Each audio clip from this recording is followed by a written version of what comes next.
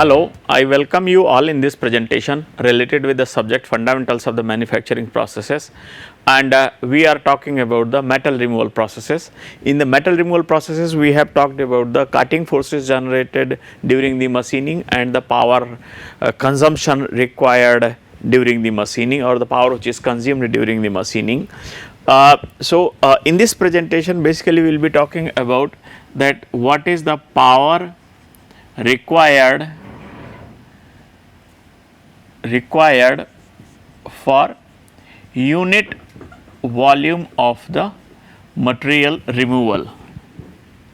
So, this is one thing, this is termed as specific power consumption. And another aspect about which we will be talking is that how the heat generated during machining, and how does the temperature rise takes place. So, the temperature rise in metal cutting will also be covered. So, there are a few general equations, empirical equations which have been developed over a period of time. So, about those will also be talking. So, as we know that to define the specific power consumption for a specific power consumption, as I have just said that a specific power consumption is the power which is required to be delivered to the machine tool for ensuring that unit volume of the material is removed. So, we need to consider first the power consumption and then the volume of the material removed for a given volume of the material removed. So, if we a power consumption can be obtained through the metal cutting force or the cutting force multiplied by the cutting velocity, and the volume of the metal removed in unit time can be calculated using the MRR, metal removal rate. So, metal removal rate we know can be obtained from the cutting speed or the cutting velocity multiplied by the uncut or we can say chip cross section area. So, cutting velocity say is V, and chip cross sectional area is obtained from the W is the width of the cut and T naught is the uncut chip thickness. So, product of these two will be giving us the value of the MRR. So, V multiplied by W, that is width of cut, and T naught is the uncut chip thickness. So, these will be used for calculating the specific power consumption, which is FC, the cutting force multiplied by the velocity divided by the velocity into the W into the T naught. So, here V and V will be cancelled. So, it will be left with the FC, W is the width of cut and T naught is the initial thickness or depth of cut or uncut chip thickness. So, this is how when we obtain, we get basically the specific power consumption in joule per mm cube. For the different metal systems, the specific power consumption is found to be different, as well as the cutting conditions also leads to the difference in the specific power consumption. So, experimentally people have established the specific power consumption for the different metals for certain range of the cutting conditions. Say for uncut chip thickness of the 0.25 mm T naught, when the data has been generated and it has been observed that with the change of the thickness, change of the uncut thickness leads to the significant change in the specific power consumption. So, first we will talk about the kind of data which is available on the specific power consumption for the different metal systems. Considering say simple carbon steels, the specific power consumption is found to vary from 1.6 to 2.8, it is in joule per mm cube. while for the alloy steels, so it is largely governed by the hardness and the energy which is required for machining purpose. So, for alloy steels it varies from the 2.2 to 4.4 joule per mm cube, while that for the cast iron it varies from 1.1 to 1.6, and for stainless steel like it is 2.8, and if we see the copper alloys like brass and bronze, it is and bronze, then it is found around 2.2 joule per mm cube. For aluminum alloys it is around 0.8, and for the magnesium alloys it is found further lower, like say 0.4. These are the values just to have the idea when the uncut chip thickness is this much. So, since the specific power consumption is significantly influenced by the uncut chip thickness or the depth of cut, so we need to consider that what happens when the higher thickness is used, like 1 mm uncut chip thickness, or what happens when 0.125 mm uncut chip thickness is used. So, in general when the uncut chip thickness is reduced, a specific power consumption increases, while in case of the increase in thickness, uncut chip thickness, it reduces the specific power consumption. So, in order to calculate the specific power consumption for the different uncut chip thicknesses, a few correction factors have been identified. So, like say for very low value of the uncut chip thickness 0.125 T naught in mm in x axis, and say it is in increasing order, this is corresponding to say 0.25, 0.5, 1, 1.2, 1.4 etc. So, so this what has been observed that uncut chip thickness, with the increase in uncut chip thickness, the specific power consumption which is expressed in joule per mm cube, it decreases. So, the main reason for this is that the shear work, since the Fc involves the two, means Fc into V involves the two components, one is the shearing at the shear plane, another is the work required to overcome the friction at the tool chip, friction at tool chip interface. So, when we work with the greater thicknesses like this is the chip uncut chip thickness, then in that case this entire volume is removed in one go, and there is sliding of the only one surface area, only one slide, one chip will be sliding over the face of the tool. But when the same thickness is cut in number of steps, then every time the material, the chip will be flowing over the face of the tool. So, every time the frictional energy will be required to overcome during the machining. So, maybe the shear work, so this requires the shearing number of times, as well as the it is also required to overcome the friction at the tool chip interface every time.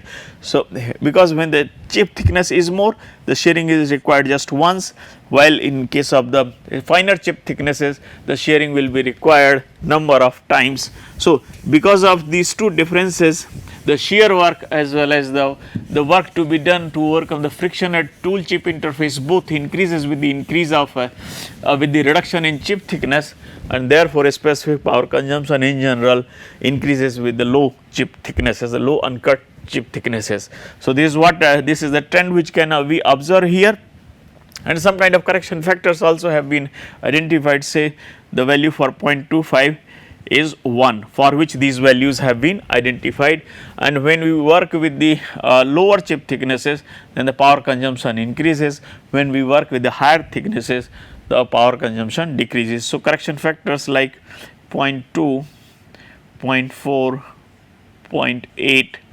1.2, 1.4, and 1.6. So, what we see, these correction factors need to be multiplied by these values. Say for the cast iron or for the stainless steel, value is 2.28. So, for stainless steel, specific power consumption for 0.2 mm uncut chip thickness is 2.8. So, what if the cut chip thickness? So, what will be the case when the cut chip thickness is more, say it is 1 mm. So, in that case what we need to do? We need to obtain the corresponding value of the correction factor.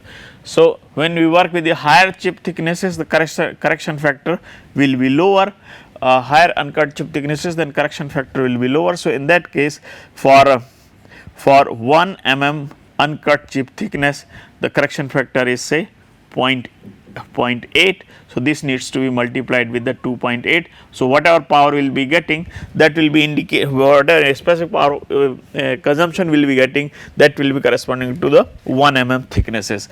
So, this effect of the uncut chip thickness on a specific power consumption is termed as the size effect in machining, means size effect with regard to the uncut chip thickness on the specific power consumption.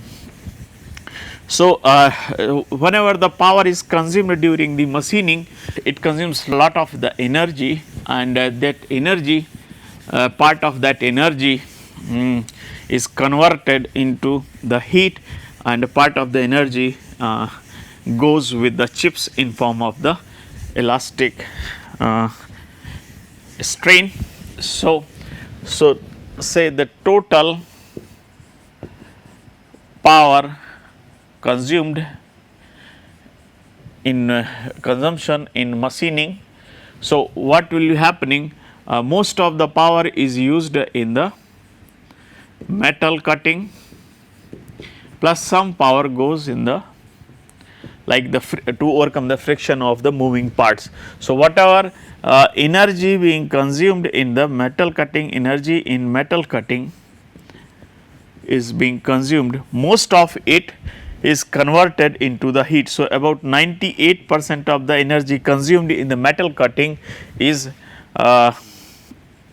converted into heat, and while the remaining approximately 2% remains as the elastic strain energy with the chips, which will be going into the work, which will be going with the chips itself. So, this energy which is being consumed in metal cutting during the machining, most of it is converted into the heat, and that heat appears as a temperature rise of the tool during the machining, temperature rise of the tool as well as temperature rise of the workpiece. So, if we see schematically here, like say this is the shear plane, this is the rack face of the tool, this is the flank, and this is the chip which is being formed flowing over the face of the tool. This is the machined surface, and this is the workpiece. So, we will see this is the plane along which the shear deformation will be occurring. So, the energy is consumed in the shearing. So, energy consumed in shear deformation at the shear plane, this is called primary shearing, and part of the energy is also consumed in overcoming the friction as well as the secondary deformation. So, friction at tool chip interface is the one area, as well as the secondary deformation which is taking place due to the friction occurring at the tool chip interface, the deformation occurring in the chips. So, secondary deformation. So, these are the two areas. Apart from this, the rubbing between the flank and the workpiece also contributes, because this cutting edge gradually wears out. So, this area of the tool starts rubbing with the machined surface of the workpiece. So, the friction between the tool work interface also contributes to the generation of the heat. So, the friction at this area also contributes to the heat generation. So, these are the 3 zones where heat is generated, and that leads to the rise in temperature of the tool as well as the workpiece. So, if we try to relate the entire the energy consumption with the as a function of the speed. So, cutting speed in y axis, sorry, in x axis in meter per minute if it is mentioned, and the energy consumed, energy distribution, energy distribution as a percentage, like say the 50% and the 100%. So, here what we will see that like this. So, 1, 2, 3, 4 meter per second, this is in meter per second. So, when we work at low speed, most of the energy is the distribution of the energy goes in like this. So, if we consider it in this manner, so what it shows,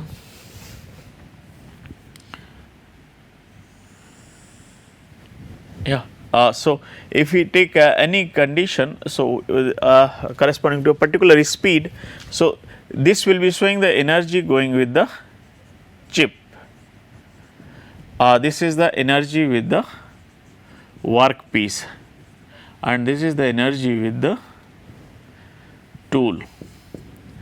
So, according to this, at low speed tool takes lot of energy, while at a high speed the chip takes away most of the energy being generated. So, at low speed if we see, at the low speed the energy going with the chip is very less, and more with the tool as well as more with the workpiece. So, increase in speed basically energy reduces, energy being distributed to the tool, energy being taken away by the tool is less at high speed, while it is more at more will be going with the chip. So, whatever is the energy being converted, energy is being supplied during the metal cutting, most of it goes with the chips at high speed, but most of it goes to the tool at the low speed. So, considering this aspect, at the low speed the tool takes most of the energy, while at high speed the chips will be carrying away most of the energy. So, considering this, since whatever energy is being consumed in the machining, most of it is converted into the heat also. So, that will be appearing as a rise in temperature of the tool, rise in temperature of the workpiece as well as that of the chips also. So, unnecessary rise in temperature of the tool adversely affects the tool life because of the accelerated wear processes as well as softening of the tool materials. So, over a period of time, so the energy, so if we see the energy, over a period of time people have developed the experiments for measuring the temperature of the tool and the workpiece. So, like say in one typical example, normally this is the rack face, this is the tool,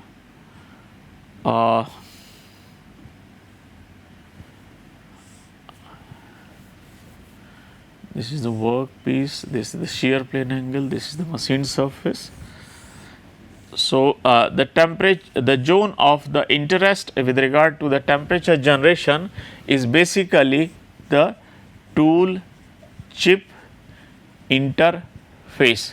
Basically, it is the face of the tool over which chips will be sliding. So, it is the rack face which is of the interest. So, using the thermocouples, temperature at the tool chip interface is measured in this zone so that the rise in temperature of the tool can be established. Purpose of this is to related with the life of the tool, because rise in temperature leads to the change in hardness, the increased chemical reactions, increased diffusion, and these mechanisms will be leading to the deterioration in the tool performance. Therefore, it is important to consider the rise in temperature of the tool. So, one equation which has been developed for identifying the rise in temperature of the tool chip interface. So, that equation goes in like this, where 0.4 multiplied by the U divided by rho c, then we have cutting velocity into the initial plate, initial uncut chip thickness, and the K raised to the power 0.333. So, this is the one equation which has been developed by measuring the temperature at the tool chip interface for a wide range of the materials as well as cutting conditions. So, here the U is basically U is the specific energy consumption, U is the specific energy consumption J per mm cube, rho c is the volumetric specific heat, this is expressed as J per mm cube, C is the temperature per unit temperature, K is the thermal diffusivity,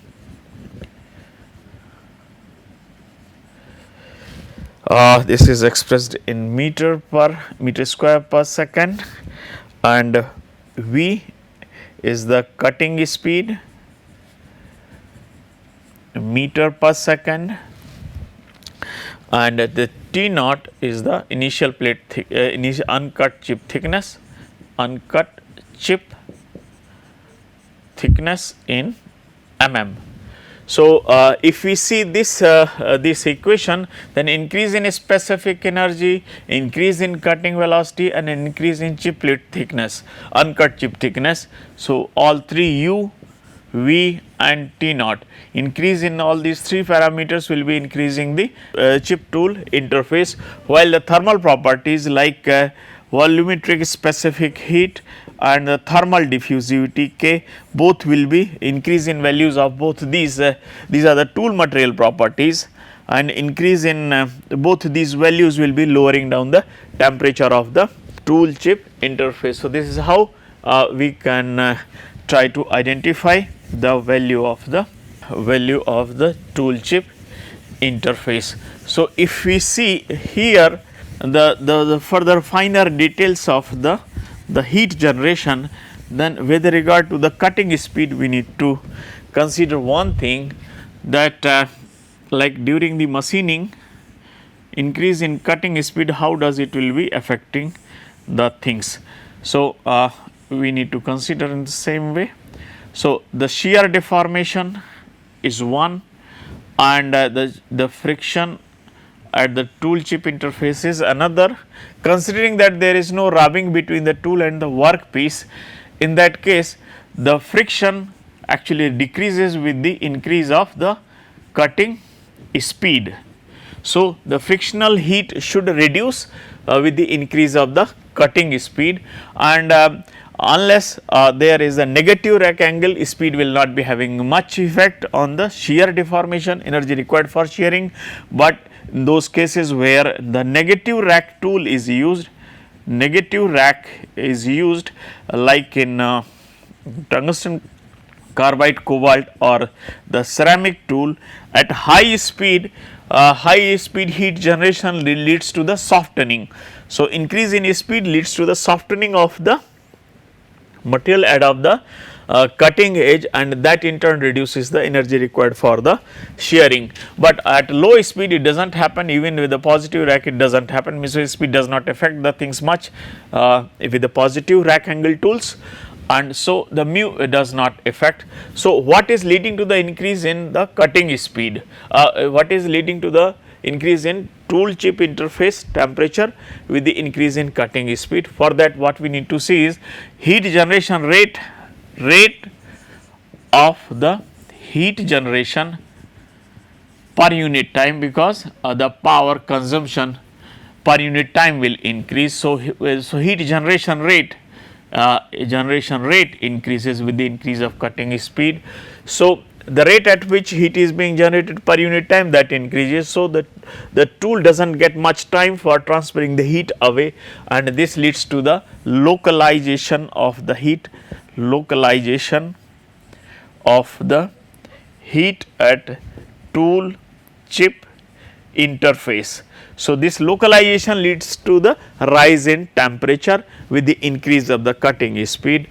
So, this is the main reason behind the rise in temperature with the increase of the cutting speed, because actually the friction at the tool chip interface decreases with the increase of the cutting speed, but the work being done to overcome the friction per unit time actually increases with the increase of the cutting speed. So, that in turn increases the tool chip interface temperature. So, now in order to control the temperature of the tool within the safe limits, we need to use the cutting fluids in such a way that the tool remains within the safe temperature limits, so that it can offer the required tool life. Now, here I will summarize this presentation. In this presentation, I have talked about the specific power consumption and how the uncut chip thickness affects the specific power consumption. Thereafter, I have tried to explain the different sources of the heat generation during the metal cutting and how empirically it can be calculated, means the how tool chip interface temperature can be calculated using the various properties related with the tool and workpiece material as well as the cutting conditions. So, thank you for your attention.